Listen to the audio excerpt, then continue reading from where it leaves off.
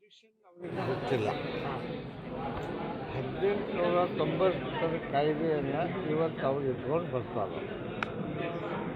ಆವಾಗಿಂದ ಇಲ್ಲಿವರೆಗೂ rights of ರೆಕಾರ್ಡ್ಸ್ನಲ್ಲಿ ಹೆಸರು ಬದಲಾವಣೆ ಆಗಿಲ್ಲ. ಸರ್ಕಾರಿ ಪಡ ಅಂತ ಇದೆ, ರೆವಿನ್ಯೂ ಫ್ಯಾಕ್ಚರ್ ಅಂತ ಇದೆ, ಬೇರೆ ಬೇರೆ ಜಮೀನುಗಳು ಇದೆ. ಆದರೆ ಈಗ ಅವರು ಬಂದು ಇದು ನಮ್ಮದು ಹೌದು, ನೋಟಿಫೈಡ್ ಫಾರೆಸ್ಟ್ ಹೌದು, ಬಿಡ್ರಿ ಅಂತ ಹೇಳ್ತಾರೆ. ವಾಸ್ತವ್ಯಕ್ಕೆ ಹತ್ತಿರವಾಗಿ ಇರ್ಬೋದು. 3-4 ತಲೆಮಾರುಗಳಿಂದ ಆ ಜಮೀನು ಮಾರಿದ್ದಾರೆ, ಆ ಜಮೀನು ಉಳುಮೆ ಮಾಡಕ್ಕಿದ್ದಾರೆ, ಅದರಲ್ಲಿ ಊರು ಕಟ್ಕೊಂಡಿದ್ದಾರೆ, ಸರ್ಕಾರಿ ಬಿಲ್ಡಿಂಗ್ಗಳು ಬಂದಿದ್ದಾವೆ. ಇವೆಲ್ಲವನ್ನು ಆಗತಕ್ಕ ಸುಮ್ಮನಿದ್ದು ಈಗ ಇದ್ದಕ್ಕಿದ್ದಂಗೆ ಬಂದು ನಮ್ಮದು ಖಾಲಿ ಮಾಡಿರಿ, ಅದು supreme court order. Supreme court ಆರ್ಡ್ರಿಂದ ನೀವು ಇರಕ್ಕೆ ಬರೋದಿಲ್ಲ ಅಂತ ಜನರಿಗೆ ನೋಟಿಸ್ ಕೊಡೋದು, ತೊಂದರೆ ಕೊಡ್ತಕ್ಕಂಥ ವ್ಯವಸ್ಥೆ ನಡೆದಿದೆ. ಅಂಥದ್ದನ್ನು ನಾನು ಚಿಕ್ಕಮಗಳೂರು ಜಿಲ್ಲೆ ಕಡೂರು ತಾಲೂಕಿನಲ್ಲಿ 22 ಹಳ್ಳಿಗಳು ಈ ರೀತಿ ಹಳ್ಳಿ ಕಟ್ಟಿಬಿಟ್ಟಾರೆ. ಹಳ್ಳಿಗಳಲ್ಲಿ ಜನ ತಲೆತಲಾಂತರಗಳಿಂದ ವಾಸವಾಗಿದ್ದಾರೆ. ಆದರೆ ಇವತ್ತು ಫಾರೆಸ್ಟ್ನರ ಅವ್ರಿಗೆ ನೋಟಿಸ್ ಕೊಟ್ಟು ನೀವು ಇದನ್ನು ಖಾಲಿ ಮಾಡಿರಿ. ಇದು ವಾಸ್ತವ್ಯದಲ್ಲಿ ಸಾಧ್ಯನಾ? 22 ಹಳ್ಳಿ 18,000 ಎಕರೆ ಜಮೀನಿನಲ್ಲಿ ಅದಾರ. ಇವತ್ತು ಅದನ್ನು ಕೊಡ್ಲಿಕ್ಕೆ ಸಾಧ್ಯನಾ? ಅವ್ರ ಕಾನೂನು ಏನು ಹೇಳ್ತೈತಿ, ನೀವು ಹೋಗ್ಬೇಕಾದ್ರೆ ಬೇರೆ ಕಡೆ ಇಷ್ಟು ಜಮೀನು ಕೊಡಬೇಕು ಅಂತ ಹೇಳ್ತಾರೆ. ಅದನ್ನು ನಾನು 13,000 ಎಕರೆ ಪಿಟಿಷನ್ ಕಮಿಟಿಗೆ ಅಧ್ಯಕ್ಷರು, ಎಲ್ಲ MLAಗಳು ಬಂದು 13,000 ಎಕರೆ ಜಾಗ ಬೇರೆ ಇತ್ತು, ಅದನ್ನು ತಗೊಂಡು ಅದನ್ನು ಮಾಡಿದ್ರು. ಆದರೆ ಅಷ್ಟನ್ನು ಸರಿಪಡಿಸ್ಲಿಕ್ಕೆ ನಮ್ಮ ಕಡೆಯಿಂದನೂ ಆಗಲಿಲ್ಲ. ಅಲ್ಲೇ ಒಂದು 3 ದಿವಸ ಕ್ಯಾಂಪ್ ಮಾಡಿ, ಮೀಟಿಂಗ್ ಮಾಡಿ, ಎಲ್ಲ ರೀತಿಯಿಂದ ಮಾಡಿಸಿದ್ರು. ಇದು ಒಂದು ಭಾಗ. ಒಂದು ಭಾಗ. ಇನ್ನು ಬೇರೆ ಬೇರೆ ಕಡೆ ಎಲ್ಲ ಊರುಗಳು ಕಟ್ಕೊಂಡ್ಬಿಟ್ಟಾರೆ. ಉದಾಹರಣೆ ನಮ್ಮ ಕಡೂರು ಅಂತ ನಾನು ಓದಿದ ಊರು, ಅಲ್ಲಿ ಊರು ಕಟ್ಕೊಂಡಿದ್ದಾರೆ. ಪಾಪ ಜನ ತಲೆತಲಾಂತರಗಳಿಂದ ಕಡಿಮೆ ಮಾಡ್ಕೊಂಡು ಬಂದವ. ಆ ಕಡಿಮೆ ಮಾಡ್ಕೊಂಡು ಬಂದರೆ ಹಿಂದೆ ಲೀಸು ಕೊಟ್ಟಾರ, ಯಾರು ಡಿಪಾರ್ಟ್ಮೆಂಟ್ನ ಲೀಸು ಕೊಟ್ಟಾರ. ಆ ಪ್ರಕಾರ ಮಾಡ್ಕೊಂಡು ಬಂದಾರೆ. ಈಗ ಬಂದು ಅದು ಕೂಡ ಫಾರೆಸ್ಟು, ಅದರಿಂದ ಬಿಡ್ರಿ ಅಂತ ಹೇಳಿ ಇವತ್ತು ಸುಮಾರು ಜನ ಅಲ್ಲಿ ಯಾರೂ ಆ ಕೆಲಸ ಮಾಡೋಕ್ಕೆ ಹೋಗ್ತಾ ಇಲ್ಲ. ಆಮೇಲೆ ಬೇರೆ ಲೀಸ್ ಕೊಟ್ಟಿದ್ದು ಜಾಗ ಬೇರೆ ಕೊಡಬೇಕು ಅಂತ ಹೇಳೋಕ್ಕೆ ಅದನ್ನು ಜಂಟಿ ಸರ್ವೆ ಮಾಡಿಸ್ಬೇಕು ಅಂತ ನಾನು ನಮ್ಮ ಪಿಟಿಷನ್ ಕಮಿಟಿಯಲ್ಲಿ ಅರ್ಜಿಗಳು ಬಂದಿದ್ದು, ಜಂಟಿ ಸರ್ವೆ ಮಾಡಬೇಕು. ಈ ಸುಪ್ರೀಂ ಕೋರ್ಟು ಕೂಡ ಏನು ಹೇಳಿದೆ, ಯಾರ್ಯಾರು ಎಲ್ಲೆಲ್ಲಿದಾರ ಫಾರೆಸ್ಟ್ ಡಿಪಾರ್ಟ್ಮೆಂಟರು, ರೆವಿನ್ಯೂ ಡಿಪಾರ್ಟ್ಮೆಂಟರು ಸರ್ವೆ ಮಾಡಿರಿ ಅಂತ ಒಂದು SIT ಕೂಡ ನೇಮಿಸಿದೆ. ಆ SIT ನೇಮಿಸಿ ಅದು ಸರ್ವೆ ಆದಮೇಲೆ ನಮ್ಮ KDP ಒಳಗೆ ಬಂದು KDPಯಿಂದ ಅದು ಮಂಜೂರಾಗಲಿಕ್ಕೆ ಮತ್ತು ಕೇಂದ್ರ ಸರ್ಕಾರಕ್ಕೆ ಹೋಗ್ಬೇಕು ಅಥವಾ ಇಲ್ಲಿ ಹೋಗ್ಬೇಕು ಗೊತ್ತಿಲ್ಲ. ಈಗ ಜಂಟಿ ಸರ್ವೆ ಮಾಡಿದಾಗ ಉದಾಹರಣೆಗೆ ಕಡೂರದು ರೆವಿನ್ಯೂ ಡಿಪಾರ್ಟ್ಮೆಂಟ್ ಇದರಲ್ಲಿ ಬರ್ತದೆ ಅಂತ ಈಗ ಬರೆದಿದ್ದಾರೆ. ಅದು ಒಂದು ಭಾಗ. ಅಲ್ಲಿ ಜನರಿಗೆ ಉದ್ಯೋಗ ಇಲ್ಲ, ಪಾಪ ಗೊಳೆ ಹೋಗ್ತದೆ, ಎಲ್ಲೆಲ್ಲೋ ಹೋಗ್ತದೆ. ಇವೆಲ್ಲವೂ ಕೂಡ ಜೀವಂತ ಸಮಸ್ಯೆಗಳಿಗೆ ಸ್ಪಂದಿಸ್ಬೇಕು.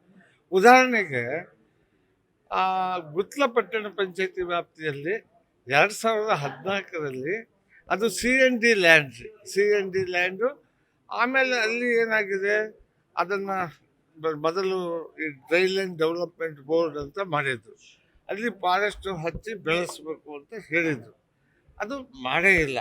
ಅದನ್ನು ನಾನು ಮುಂದೆ ಇದನ್ನು ಮಾಡಬೇಕು ಅಂದಾಗ ಕೊಡಲಿಲ್ಲ. ಅದಕ್ಕೆ ನಾವೇನು ಮಾಡಿದ್ವಿ, ಅಲ್ಲಿ ಒಂದು ಪ್ಲಾಂಟ್ STP ಪ್ಲಾಂಟ್ ಅದು ಇದು ಎಲ್ಲ ಮಾಡಿ, ಎಲ್ಲಿ ಬೇರೆ ಜಾಗನೇ ಇಲ್ಲ ಈ ಕಸದ ಇದನ್ನೆಲ್ಲ ಹಾಕ್ಲಿಕ್ಕೆ.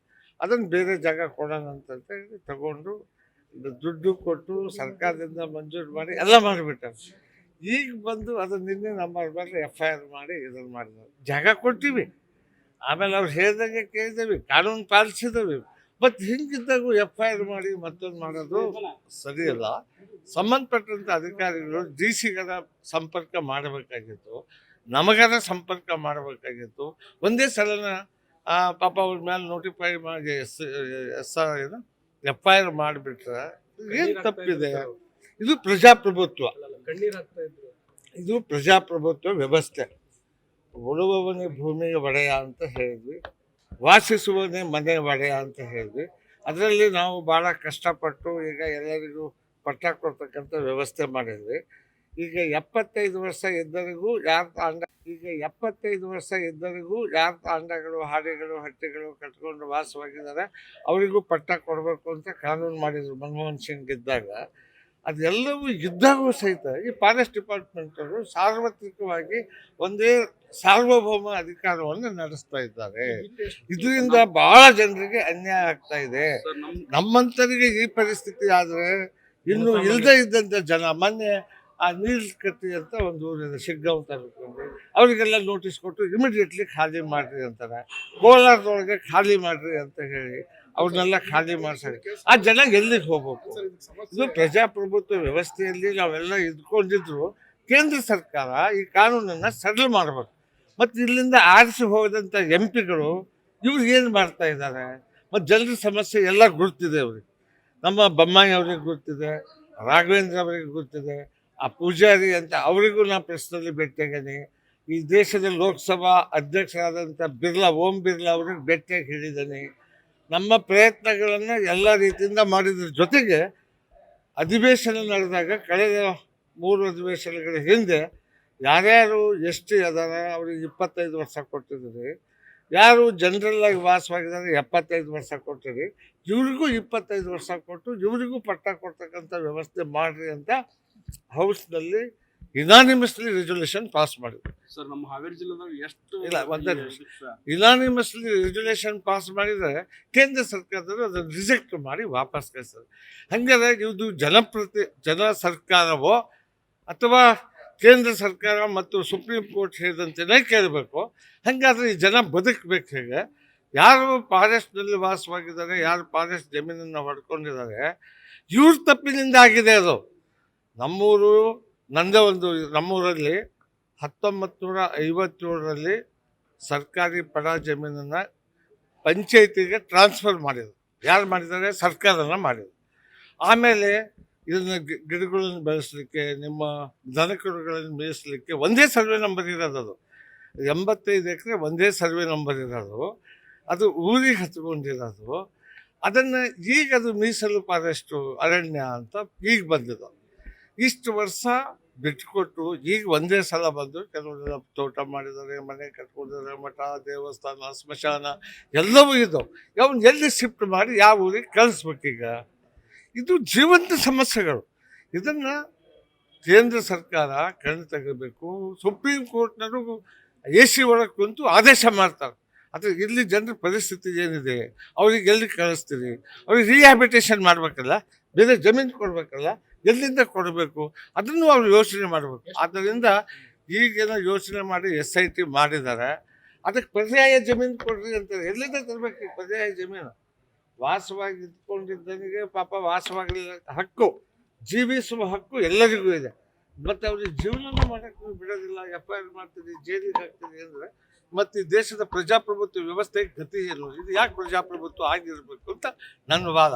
ಅದರಿಂದ ನನಗೇನೋ ಒಂದು ಸ್ವಲ್ಪ ಇದು ನೋವಾಗಿದೆ. ಬಹಳ ವರ್ಷಗಳಿಂದ ಇದಕ್ಕೊಂದು ಪರ್ಯಾಯ ವ್ಯವಸ್ಥೆ ಆಗ್ತಾ ಇಲ್ಲ. ಕೇಂದ್ರ ಸರ್ಕಾರ ಕಣ್ ತೆಗಿತಾ ಇಲ್ಲ. ಇಲ್ಲಿ ಹೋದಂಥ MP ಗಳು ಕೇಳ್ತಾ ಇಲ್ಲ. ನಾ ಎಲ್ಲ MP ಗಳಿಗೂ ಭೇಟಿಯಾಗಿ ಪರ್ಸ್ನಲಿ CM ಅವ್ರಿಗೆ ಪತ್ರ ಬರೆದು ಸಾಕಷ್ಟು ಪ್ರಯತ್ನ ಮಾಡಿದ್ದಾರೆ. ಅಷ್ಟು ಮಾಡಿದಾಗೂ ನಿನ್ನೆ ನನ್ನ ಎದುರಿಗೆ ಯಾರ ಪ್ರಕರಣಗಳು ನನ್ನ ವ್ಯಾಪ್ತಿಯಲ್ಲಿ ನನ್ನ ಕ್ಷೇತ್ರದಲ್ಲಿ ನಡೆದಿದ್ದಾವೆ. ನನಗೆ ಹೇಳ್ದೇ FIR ಮಾಡ್ತಾರೆ ಅಂದರೆ ಮತ್ತು ನಾವೆಲ್ಲ ಯಾಕೆ ಪ್ರತಿನಿಧಿಗಳಾಗಿರ್ಬೇಕು? ಯಾಕೆ ಬರಬೇಕು? ಜನರಿಗೆ ಕಣ್ಣು ವರ್ಷಕ್ಕೆ ಆಗದೆ ಇದ್ರೆ ನಾವು ಜನಪ್ರತಿನಿಧಿಗಳಾಗಿ ಇರಬೇಕಾ ಅಂತ ನನ್ನ ಪ್ರಶ್ನೆ. ಅದಕ್ಕಾಗಿ ಇದನ್ನು ಒಂದು ಸ್ವಲ್ಪ ನೀವು ವಿಸ್ತರಣೆ ಮಾಡಿರಿ. ಇದು ಕೇವಲ ಕರ್ನಾಟಕದ ಮಾತ್ರ ಅಲ್ಲ, ಇಡೀ ದೇಶದ ಪ್ರಶ್ನೆ. ದೇಶದಲ್ಲಿ ಎಲ್ಲ ಕಡೆಗೂ ಇದೆ. ಆದರೆ ನಾವು ಪ್ರಯತ್ನ ಮಾಡಿ ವಾಸಿಸುವ ಮನೆ ಒಡೆಯೋದ್ರಲ್ಲಿ ಹಿಂದಿನ ರಾಷ್ಟ್ರಪತಿಗಳಾದಂಥ ಪ್ರಣಬ್ ಮುಖರ್ಜಿ ಅವರಿಗೆ ನಾನೇ ಪ್ರಶ್ನೆ ಭೇಟಿಯಾಗಿ ಮಾತನಾಡಿ ಈ ಕಾನೂನನ್ನು ಜಾರಿಗೆ ತಂದಿದ್ದು. ಇದು ಕೂಡ ಇನ್ನೂ ಜಾರಿಗೆ ಬರ್ತಾ ಇಲ್ಲ ಅನ್ನೋ ನನಗೆ ನೋವಿದೆ. ಎಷ್ಟು ಕುಟುಂಬಗಳಿಗೆ ಆ ರೀತಿ ಸಮಸ್ಯೆ ಆಗ್ತಾ ಇದೆ? ಇಲ್ಲ, ಸುಮಾರು ಇದೇನಪ್ಪ ಇದು. ಈ ರಾಜ್ಯದಲ್ಲಿ ಕೇವಲ ಅಲ್ಲ, ಇಡೀ ದೇಶದಲ್ಲಿನೇ ಇದೆ. ಇದಕ್ಕೊಂದು ಪರ್ಯಾಯ ವ್ಯವಸ್ಥೆ, ಇದಕ್ಕೆ ಪ್ರಜಾಪ್ರಭುತ್ವ ಬಂದು ನಿಜವಾದ ಜನರು ಪ್ರಜೆನೇ ಆಗಿದ್ರೆ ಮತ್ತು ಪ್ರಜಾಪ್ರಭುತ್ವಕ್ಕೆ ಏನಾದರೂ ಕಿಮ್ಮತ್ತಿದ್ರೆ ಇದು ಜಾರಿಗೆ ಬರಬೇಕು. ವಾಸಿಸುವವನು ಮನೆಯ ಒಡೆಯನಾಗಬೇಕು, ವಾಸಿಸುವವನು ಹೊಲದ ಒಡೆಯನೂ ಆಗಬೇಕು. ಈ ಕಾನೂನನ್ನು ತರಬೇಕು. ಇನ್ನು ಮುಂದೆ ತರೋದು ಬೇಡ. ಬೇಕಿದ್ರೆ ಇವತ್ತು ಏನೇನು ಇದೆ ಅದನ್ನು ಪರಿಸ್ಥಿತಿಗೆ ಅನುಗುಣವಾಗಿ ಮಾಡಬೇಕು ಅನ್ನೋದು ನನ್ನ ಒಂದು ವಾದ. ಇವತ್ತಿನವರೆಗೆ ಇದ್ದದ್ದನ್ನ ಬಿಡಿಸಬಾರ್ದು. ಅವರು ಜೀವಿಸುವ ಹಕ್ಕಿದೆ, ವಾಸಿಸುವ ಹಕ್ಕಿದೆ, ಅದರಿಂದ ಅವರಿಗೆ ಈ ವ್ಯವಸ್ಥೆ ಆಗಬಾರ್ದು ಅಂತ ನನ್ನ ಕೇಂದ್ರ ಸರ್ಕಾರಕ್ಕೆ ಮತ್ತು ಸುಪ್ರೀಂ ಕೋರ್ಟಿಗೆ ನನ್ನ ಈ ನಿಮ್ಮ ಮುಖಾಂತರ ನನ್ನ ಮನವಿ ಇದೆ. ಕ್ಷಣ ಕ್ಷಣದ ಸುದ್ದಿಗಳಿಗಾಗಿ ಫ್ರೀಡಂ ಟಿವಿ ಸಬ್ಸ್ಕ್ರೈಬ್ ಮಾಡಿ, ಲೈಕ್ ಮಾಡಿ ಹಾಗೂ ಫಾಲೋ ಮಾಡಿ. ಹೊಸ ಸುದ್ದಿಗಳ ನೋಟಿಫಿಕೇಶನ್ಗಾಗಿ ಬೆಲ್ ಐಕಾನ್ ಮೇಲೆ ಕ್ಲಿಕ್ ಮಾಡಿ.